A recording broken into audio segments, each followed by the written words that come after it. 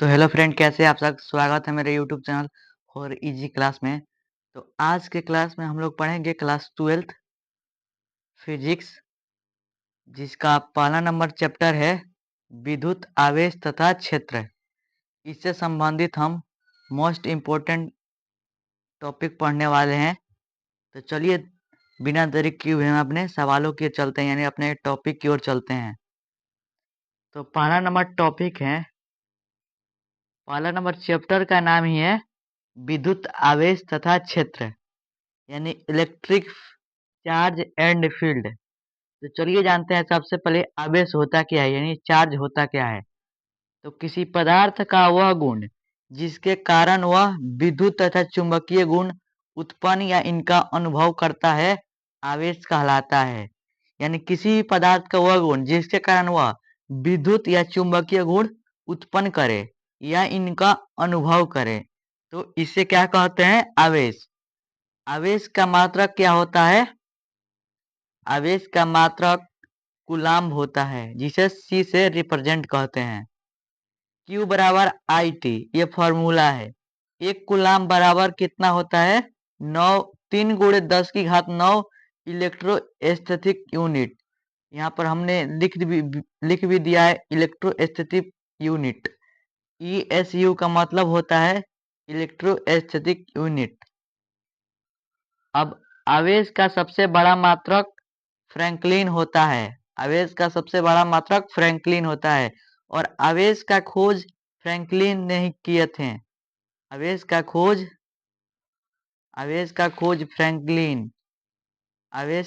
Franklin ने ही किए थे। अब चलिए जानते हैं आखिर आवेश कितने प्रकार के होते हैं। आवेश मुख्यतः दो प्रकार के होते हैं, पहला धनावेश, दूसरा ऋण आवेश। अब चलिए जानते हैं आवेश की निश्चितता, यानी इनवेरियंस ऑफ चार्ज। तो इसमें है वस्तु का आवेश वेग से प्रभावित नहीं होता है। यहाँ पर नहीं होगा, नहीं होता है।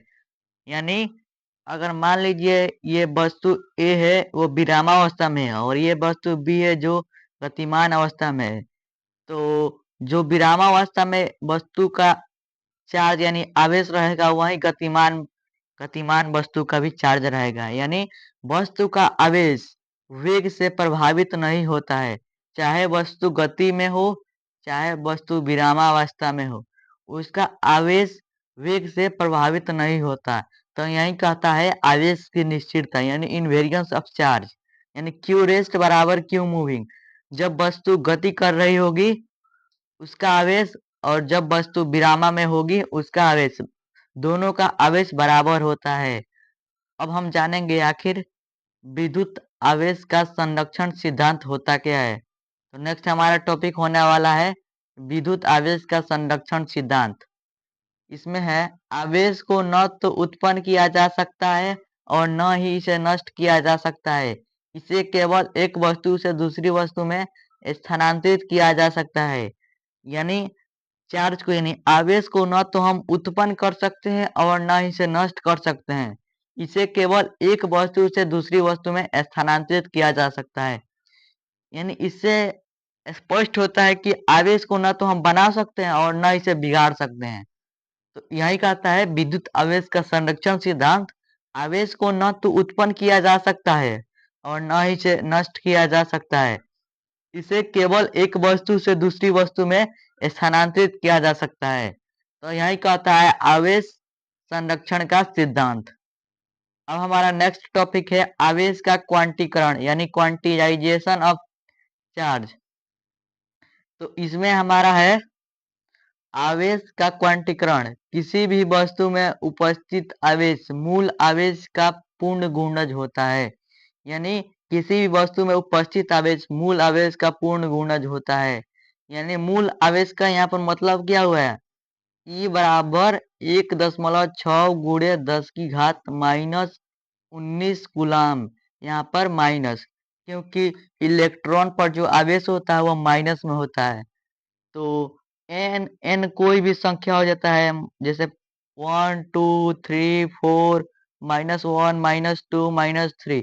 याद रखिएगा कि आवेश कभी भी भिन्नात्मक यानी 1/2 1/4 आवेश कभी भी भिन्नात्मक नहीं होता है। परमाणु के भीतर जो आवेश होता है क्वार्ट्ज में वह भिन्नात्मक हो सकता है, लेकिन परमाणु के अगर बाहर कोई आवेश रहेगा तो वे भिन्नात्मक नहीं होगा। तो यहाँ तक हम लोग जान लिए आवेश का क्वांटीकरण किसे कहते हैं। अब हम लोग जानेंगे आखिर आवेश का विधियां कितनी यानी आवेशन की विधियां यानी कितने प्रकार से वस्तु को आवेशित कर सकते हैं। तो चलिए जानते हैं घर्षण द्वारा आवेशन।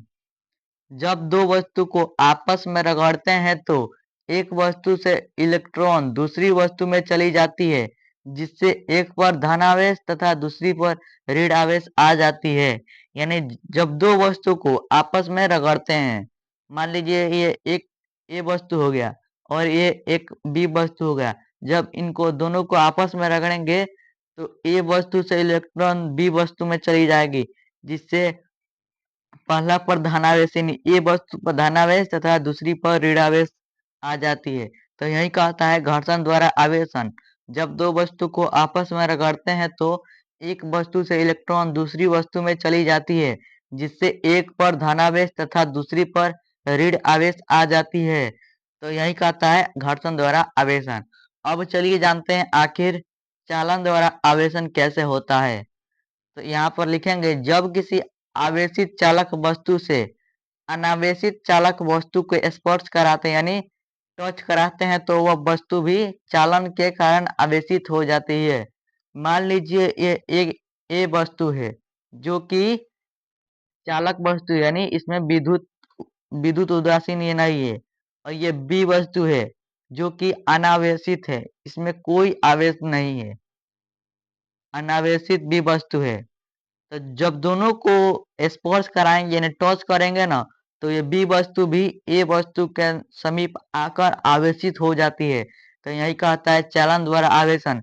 जब किसी आवेशित चालक वस्तु से अनावेशित चालक वस्तु को स्पर्श कराते हैं तो वह वस्तु भी चालन के कारण आवेशित हो जाती है। तो यह है हमारा चालन द्वारा आवेशन। अब नेक्स्ट हमारा टॉपिक है प्रेरण द्वारा आवेशन। तो नेक्स्ट हमारा टॉपिक होने वाला है प्रेरण द्वारा आवेशन।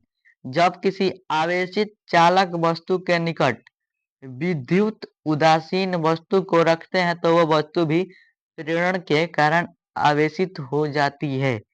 मान लीजिए ये कोई आवेशित चालक वस्तु है, इसके निकट हम बी कोई वस्तु है जो कि विद्युत उदासीन है यानी इस पर कोई भी आवेश नहीं है। जब दोनों को पास में रखेंगे ना तो ये बी वस्तु इसके पास यानी निकट होकर ये प्रेरण के कारण आवेशित हो जाती है, जिससे बी वस्तु पर भी आवेश आ जाता है। तो यही कहता है प्रेरण द्वारा आवेशन।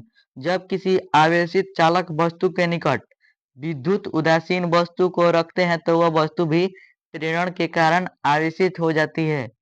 तो यहाँ तक हम लोग जान लिए आखिर आवेशन की विधियां कितने प्रकार से होती है। अब नेक्स्ट हमारा टॉपिक होने वाला है कूलॉम्ब का नियम, जो कि बहुत ही महत्वपूर्ण होने वाला है यानी वीवीआई सब्जेक्टिव सॉरी, जो कि 5 नंबर का है। 5 मार्क्स जो बोर्ड एग्जाम में पूछा जाता है 5 मार्क्स में। तो चलिए जानते हैं आखिर कूलॉम्ब का नियम किसे कहते हैं। कूलॉम्ब का नियम दो दो स्थिर आवेशों के बीच लगने वाला विद्युत बल दोनों आवेशों के परिमाण के गुणनफल के अनुक्रमानुपाती तथा उनके बीच के दूरी के वर्ग के व्युत्क्रमानुपाती होता है। यानी मान लीजिए Q1 Q2 दो आवेश है, इनके बीच लगने वाला जो विद्युत बल होगा ना वो F अनुक्रमानुपाती Q1 Q2 और उनके बीच के दूरी के वर्ग के भी व्युत्क्रमानुपाती होता है यानी F अनुक्रमानुपाती 1/r²।